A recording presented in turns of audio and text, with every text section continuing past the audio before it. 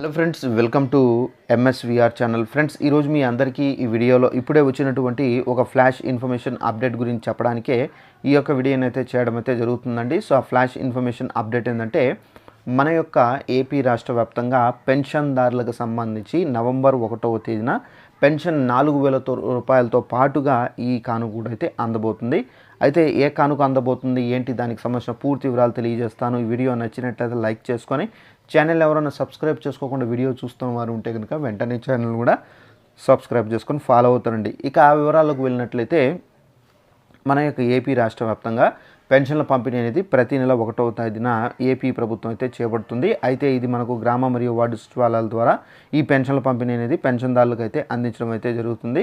అయితే ఈ పెన్షన్ల పంపిణీతో పాటుగా మరొక కార్యక్రమాన్ని అయితే ప్రారంభించబోతున్నారు.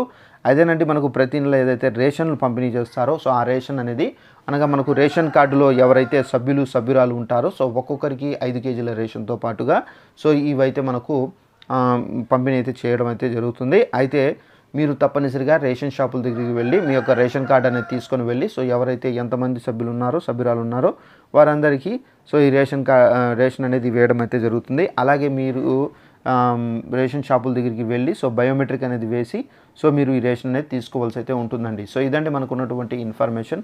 ఈ వీడియో నచ్చినట్లయితే లైక్ చేసుకోండి. అలాగే ఇన్ఫర్మేషన్ చాలామందికి అయితే తెలియదు కాబట్టి ఇన్ఫర్మేషన్ను షేర్ చేసి వాళ్ళు కూడా తెలియపరచండి. అలాగే పెన్షన్దారులకు సంబంధించి ఏంటంటే, మనకు ఈ రేషన్కి సంబంధించి ఏంటంటే